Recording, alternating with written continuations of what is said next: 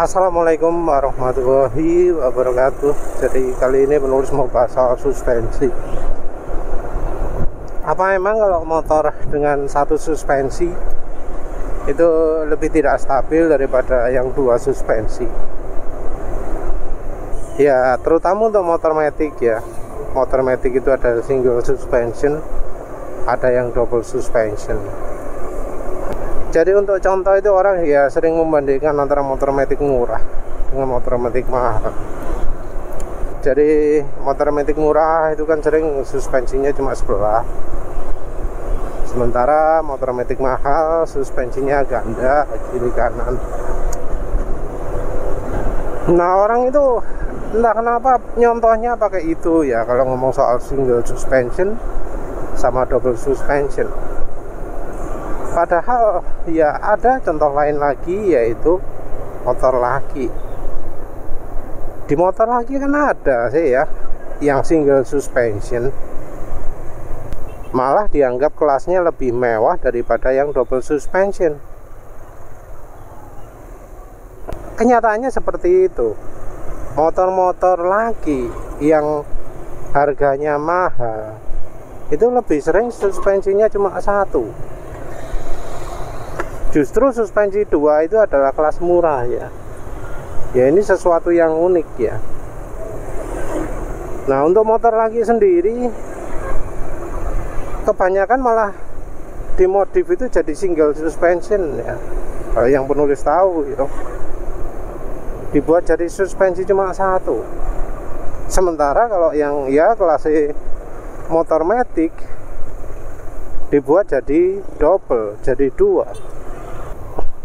Lucu kan ya, yang motor kelas mahal, kelas harga ratusan juta, modifikasinya dirubah jadi double, jadi single suspension. Motor harga puluhan juta, modifikasinya jadi double suspension. Kasus single jadi double ini mungkin ya yang banyak ya di Lexi mungkin ya, karena kebetulan dari komponen-komponennya bisa nyomot dari misalnya NMAX gitu, Aerox.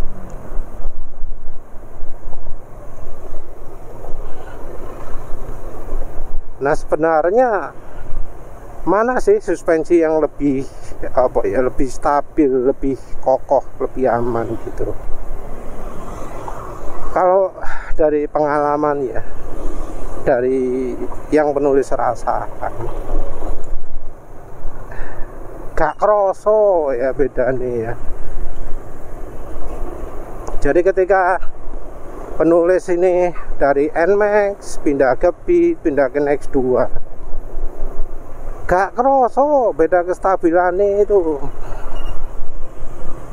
Kestabilan itu lebih terasa dari sisi fungsi suspensi dan stopper.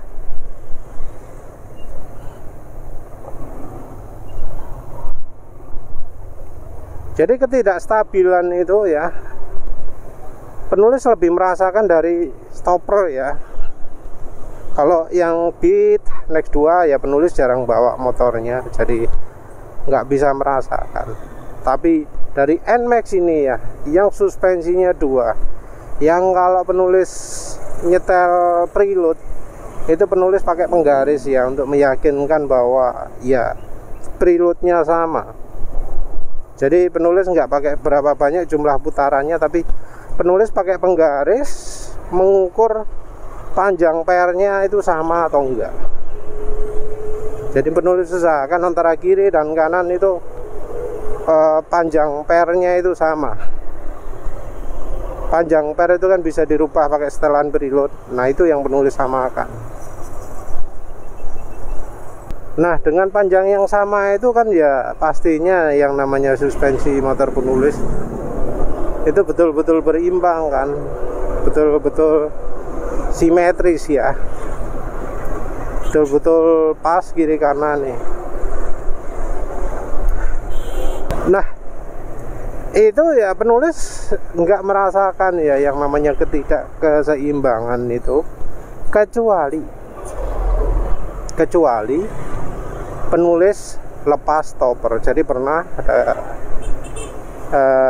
niatan gitu, emang gimana sih rasanya lepas stopper, karena penulis itu pakai stopper itu sudah cukup lama ya. Jadi penulis pakai stopper itu pertama lihat ada video untuk bikin motor stabil. Triknya, tekniknya adalah dengan dengan merubah dengan melepas baut pada stoppernya NMAX. Jadi stoppernya dilepas. Melepas stopper ini efeknya adalah motor jadi nggak bisa disandar tengah lagi. Jadi ketika motor disandar tengah, bannya akan turun karena ya bagian suspensi depannya nggak ada tempat gantung lagi, nggak ada tempat lepas lagi. Lama nggak pernah dilepas, terus penulis penasaran gimana efeknya. Penulis lepas, dan ya tahu sendiri lah ya, jalan yang penulis lewati itu merupakan jalan yang nggak bagus. Ada perubahan permukaan jalan yang kecil, ada perubahan permukaan yang besar, yang kecepatan idealnya kalau pingin nyaman itu beda-beda. Ada yang kecepatan idealnya 10, 20, 30, 40, 50, 100 gitu ya. Jadi ada yang enak dipakai jalan kencang, jadi yang dekat rumah itu enak kalau jalannya bisa di atas 80. Kalau yang di jalan paving yo antara kecepatan 40 agak pelan gitu, atau yang ya kencang sekalian. Nyatanya ya gak stabil itu hanya setelah penulis itu lepas stoppernya. Tapi ya ini ada syarat dan ketentuannya ya. Syaratnya adalah kondisi bearing untuk swing armnya masih oke. Ya, syaratnya adalah bearing swing armnya masih oke. Karena kalau sudah nggak oke, karena sudah oblah, ketika dipasang itu malah makin parah ya. Karena ketika sudah parah itu goncangan kecil pun itu bisa membuat oleng. Goncangan permukaan jalan kecil pun sudah bisa oleng. Tapi ketika bearing swing armnya masih oke, kondisinya stabil, jadi penulis ini kalau berkendara ya mau kencang mau pelan ya stabil. Jadi justru ya kalau terutama untuk kendaraan yang suspensinya 2, stopper itu benar-benar sangat mengganggu kestabilan. Karena ya biasanya stopper itu posisinya hanya di satu sisi saja. Yang kalau di NMAX All ini sebelah kanan. Mungkin ini sebabnya ya Yamaha itu untuk NMAX New dan Aerox posisi stoppernya dibuat kiri kanan. Jadi di depannya mesin kiri kanan. Jadi untuk NMAX ini posisinya di atas mesin di kanan. Nah untuk NMAX New sama Aerox, mungkin sama Lexi juga, itu di depan mesin kiri kanan. Kalau yang suspensi 1 ya itu tentu ya bergantung sama kesehatan dari bearingnya, bearing swing armnya.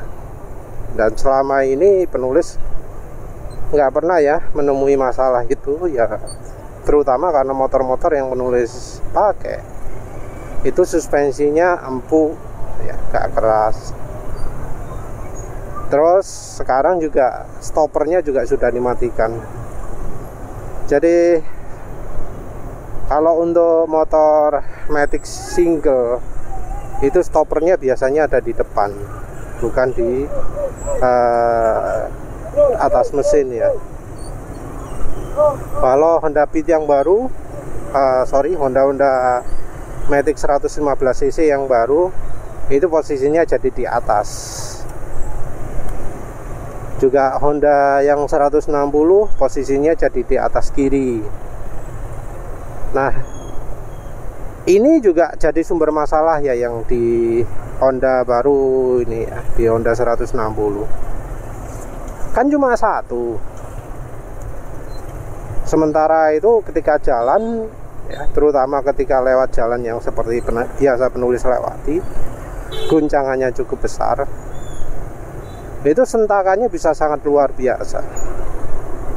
Padahal rangkanya bukan rangka bulat, tapi rangka model agak persegi gitu, yang kalau terkena guncangan samping, kena ketokan di bagian samping, itu mudah sekali mulet rangkanya. Jadi rangka mulet di Honda yang baru itu kelihatan sekali ya. Mestinya juga terjadi di Honda 115 cc versi setelah 2020 ya. Jadi setelah 2020 itu makin rawan peok, makin rawan miring rangkanya.